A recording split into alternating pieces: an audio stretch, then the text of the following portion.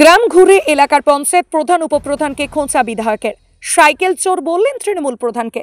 রামমোহন 2 গ্রাম পঞ্চায়েত এলাকার কিছু মানুষের অভিযোগ রাস্তা, পানীয় জল এবং বাড়ি বিষয়ে। গ্রাম চলো অভিযানে বিধায়ক সরজমিনে উপস্থিত ছিলেন পুরসুরা বিধানসভার কাইবা আটঘরা গ্রামে। অভিযোগ ছিল তৃণমূল সরকার রং দেখে বাড়ি দিচ্ছে, বিজেপি কর্মীদের বেছে বেছে বাদ দেওয়া হচ্ছে। বেশ কিছু প্রাপক মুখ্যমন্ত্রীর প্রকল্প থেকে তাই বঞ্চিত। এর আগে কোনো বিধায়ক গ্রামে আসেননি বলে জানান এলাকার মানুষ। গ্রাম অভিযানে বেরিয়েছিলেন পুরসুরা বিধায়ক বিমান ঘোষ। ওনাকে দেখতে পেয়ে এলাকার সাধারণ মানুষ তাদের বিভিন্ন সমস্যার কথা তুলে ধরেন। দেখাবো বিস্তারিত নিউজ অগ্নির পর্দায়। নিউজ অগ্নির সাক্ষাৎকারে পুরসুরার বিধায়ক বিমান ঘোষ, মিন্টু পাল সহকারী সভাপতি খানাকুল 1 পঞ্চায়েত সমিতির এবং রামমোহন 2 পঞ্চায়েতের উপপ্রধান সুজিত ঘোষ কি জানাচ্ছেন দেখাবো। ব্যুরো রিপোর্ট, নিউজ অগ্নি, নামে নয় কাজে সাংবাদিকতা। আর আমাদের বক্তব্য ওটাই, যারা পাওয়ার যোগ্য তাদেরকে আগে দেওয়া হোক না, বাঁচলে তারপর তোমাকে দেবো, সবাই পাবে, কিন্তু সেইটা হচ্ছে না। যারা একটু পিছিয়ে ঘুরতে পারছে, আসতে পারছে, তাদের আগে হয়ে যাচ্ছে। যারা এই বিজেপির মিটিং মিছিলে গেছে তারা পায় না। এবং কি আমি যেহেতু আমার ভাইপো মানে দেখিয়ে ভোট দিলে বিশ্বাস করছে না, যেহেতু তৃণমূলকে ভোট দিয়েছে, তৃণমূল আমি বলছি তৃণমূলকে ভোট দিয়েছে, কিন্তু ওই যে ছোঁয়া আছে, কাজেও তো আছে, ভাইপো আমাদেরকে ভোট দিয়েছে, বঞ্চিত হয়ে গেল না। একটা উনি যেটা বলছেন কতটা ফালতু কথা বলছেন। আমাদের প্রত্যেক কিছু মানুষ আছে কাগজপত্র সঠিক নাই, কারো পর্চা নাই, কারো নামের অক্ষরে ভুল আছে, সেগুলো সবই পাবে। কিছু বাদ হয়েছে, সেগুলো নতুন করে যাতে দেওয়া হয় সেগুলো আমরা পরিকল্পনা করছি। দেখুন, আমাদের গ্রাম চলো অভিযান চলছে। এর আগেও এসেছি আমি, কিন্তু এই জায়গায় পার্টিকুলার এই জায়গায় সিংহরাই পাড়া এটাই ঢোকা হয়নি, এই জায়গাটাতে ঢোকা হয়নি। তো আজকে এসেছি এখানে, এসে এখানকার মানুষের সঙ্গে কথা বলছি। সাধারণ মানুষের অভাব অভিযোগ অনেক আছে। রাজ্য সরকার তো কিছুই দেয়নি, কিছুই করেনি। আজকে দেখুন মাটির ঘরই রয়ে গেছে। যাদের পাকার বাড়ি তারা ফের পাকার বাড়ি পাচ্ছে, কিন্তু যাদের দরকার তারা পাচ্ছেন।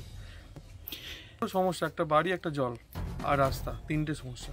যেটা মেন সমস্যা তিনটি এখানে আছে। এখন আমাদের পুরসুরা বিধানসভা রামমোহন 2 পঞ্চায়েতের, তো সেই গ্রামে গিয়েছিলাম।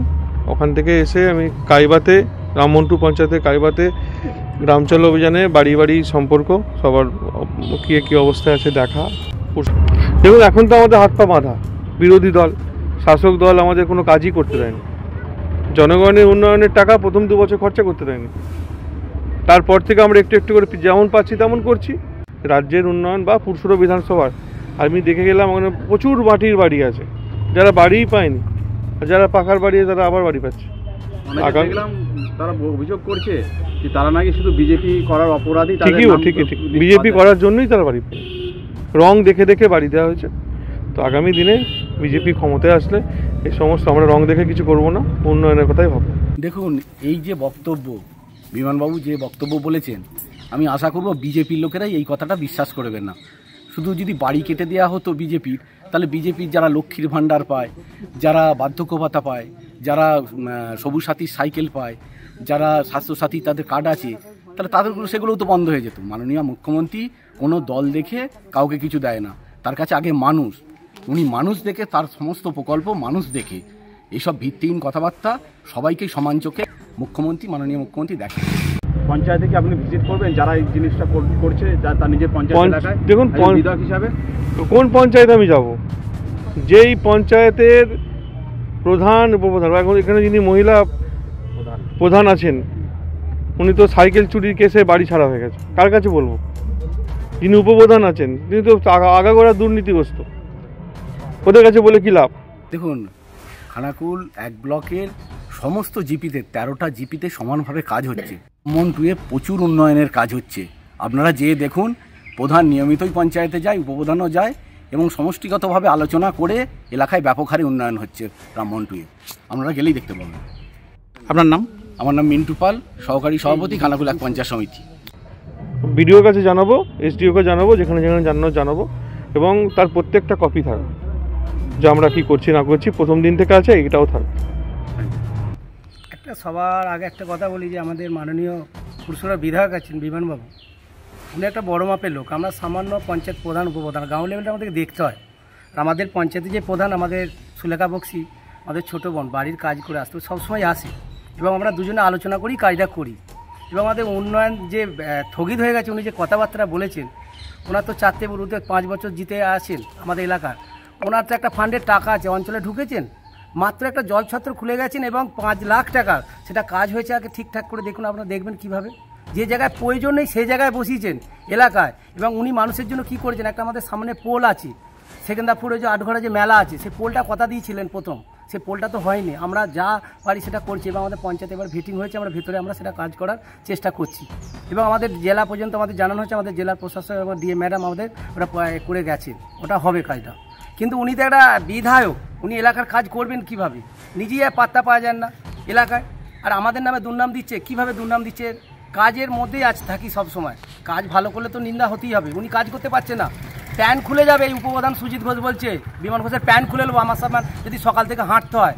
আমি যে মানুষের পরিষেবা দিই, বন্যার সময় দেখেছেন তো আমরা বন্যা কবলিত এলাকার মানুষকে পাওয়া যায়নি। উনি মাত্র 20টা তিরপল নিয়ে এসে এলাকা দেখাতে এসেছিলেন আমি এটা করি, উনি ছবি তুলতে এসেছেন। আমরা জল কাজ করি, এত পঞ্চায়েতের কাজ করছি, আমরা ছবি তুলি না। এবং আমাদের সেটা মাননীয় মুখ্যমন্ত্রী সেটাই আমাদের বলেছেন, ছবির দরকার নেই, কাজের দরকার। প্রত্যেকটা মানুষের সাথে আমরা কাজের সাথে জড়িত, আমাদের ছবির দরকার নাই। উনি একটা কিছু কাজ করলে ছবি দেখবেন। আর আমাদের সাইকেল চুরি কেসটা কী হয়, যে যার একটা পার্শ্বে আঘাত নিয়ে কোনো কেস নিয়ে একটা কেই দিয়ে দিয়েছেন, এটা ভাবা যায় এখনকার যুগে সাইকেল চুরি এবং আমাদের প্রধানের নামে এটা যেটা বলেছে এটা মিথ্যে কথা বলেছেন। এবং যিনি বলছেন তাকে বলতে হবে সেরকম চিন্তাভাবনা করে বলতে হবে, আমি কোন জায়গার লোক, কাদের হয়ে কথা বলছি সেইভাবে। ওনাদের 4টে পঞ্চায়েতের আমাদের আছে মেম্বার আছে বিজেপির, কখনো অভদ্র আচরণ করেছি নাকি জিজ্ঞেস করবেন, কারোর সাথে খারাপ ব্যবহার করেছি কিনা, ওনাদেরকে ডেকে আমরা ঢুকাই এবং ওনাদেরকে সব মিটিং আলোচনা করে আমরা কাজ করি। আমাদের সেইভাবেই আমাদের বার্তা দিচ্ছে মাননীয় মুখ্যমন্ত্রী মমতা ব্যানার্জি, আমরা সেইভাবেই শিক্ষা দিচ্ছি, আমরা সেইভাবেই কাজ করি। আমরা না একটা উনি যেটা বলছেন কতটা ফালতু কথা বলছেন। আমাদের প্রত্যেক কিছু মানুষ আছে কাগজপত্র সঠিক নাই, কারো পর্চা নাই, কারো নামের অক্ষরে ভুল আছে, সেগুলো সবই পাবে। কিছু বাদ হয়েছে সেগুলো নতুন করে যাতে দেওয়া হয় সেগুলো আমরা পরিকল্পনা করছি, কিভাবে করা যায় আমরা স্যারেদের সাথে আলোচনা করে আমরা সে কাজে এগোচ্ছি, প্রসেসিং এগোচ্ছি। আর উনি ফালতু কথা কিছু তো বলতে হবে, মাইকের কাছে মিডিয়ার মাধ্যমে কিছু তো বলতে হবে। ওনারা একটা বক্তব্য এসেছেন, রামমন্ত্রী এলাকায় এসেছেন, কিছু তো একটা বলতে হবে, সেই বক্তব্যের মাধ্যমে ওটা বলে গেছেন। তাছাড়াও কাজের মানুষ নয়, উনি হচ্ছে ছবির মানুষ, কাজ করার মানুষ নয়। সবাইকে নিয়ে চলি, সবাইকে নিয়ে আমরা কাজ করি, সেভাবে আমরা বন্যা কবলিত এলাকা সবাইকে নিয়ে চলতে। এবার কাজের উন্নয়ন মাপ যেতে, এবার অনেক কাগজ কলম সঠিক না পাওয়ার জন্য সেই জায়গাটা অনেক ভুল হয়েছে, সেটা আমরা আবার নতুন করে আলোচনা হয়েছে। আমরা পঞ্চায়েত সমিতি এসেছি, আমাদের সভাপতি সাহেব এবং ম্যাডাম ছিলেন, সহসভাপতি ছিলেন, কর্মাধ্যক্ষরা সবাই ছিল এবং আমাদের বিডিও সাহেব ছিল, আলোচনা করেছে এবং জেলা থেকে সেইভাবে কাজটা তাড়াতাড়ি কীভাবে হবে। আজকেও মিটিং ছিল, আমরা এসেছি এমার্জেন্সি দ্বিতীয় রাউন্ডে যেটা হয় সেটা চেষ্টা হচ্ছে যাতে সবাই পাবে, সেই আশায় আছি।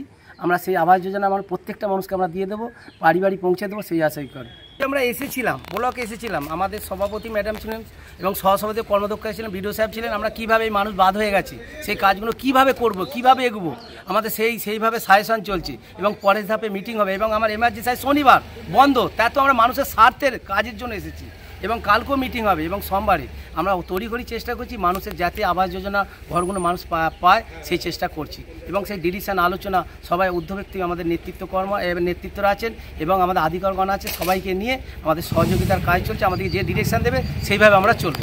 আপনার পরিচয়? আমি হচ্ছে রামমন্ত্রীর উপপ্রধান Sujit Ghosh. Skylark institute of nursing, Jhikira, Jaipur, Howrah. GNM, BSc nursing training এর অল্প খরচে সেরা বিশ্বস্ত ঠিকানা। যোগাযোগ নাম্বার 9907364440। কমফর্টেবল ম্যাট্রেস মানে RRK ম্যাট্রেস। ওয়ারেন্টি নয়, গ্যারান্টি দেয় RRK ম্যাট্রেস। স্বপ্ন অটো শুভ উদ্বোধন হতে চলেছে খানাকুল থানা এলাকার রাজহাটি ভীমতলা বাসস্ট্যান্ডের উত্তর দিকে। থাকবে গ্রাহকদের জন্য দুর্দান্ত আকর্ষণীয় অফার। আর দেরি না করে চলে আসুন আগামী 30শে মার্চ 2025 শুভ উদ্বোধনে। এখানে আপনি পাবেন হিরো, টিভিএস, বাজাজ, হোন্ডা ও ইয়াম্মা সহ সমস্ত কোম্পানির স্কুটি বা বাইক আকর্ষণীয় সুলভ মূল্যে বিক্রি করা হয়। এছাড়াও যে কোনো কোম্পানির গাড়ি পরিবর্তন করে সুলভ মূল্যে নতুন গাড়ি নেওয়ার ব্যবস্থা আছে। যোগাযোগ করুন প্রোপাইটার রবীন্দ্রনাথ ঘরুই 9733524391 অথবা 9339647473। এই প্রথম এত উন্নত মানের স্কুল খানাকুলের হেলান বাজারে 2025-26 শিক্ষাবর্ষে শুরু হতে চলেছে Indian number 1 play school, national institute kids zone, CBSE and Kerala model school. 3 বছর থেকে বাচ্চাদের ভর্তি চলছে।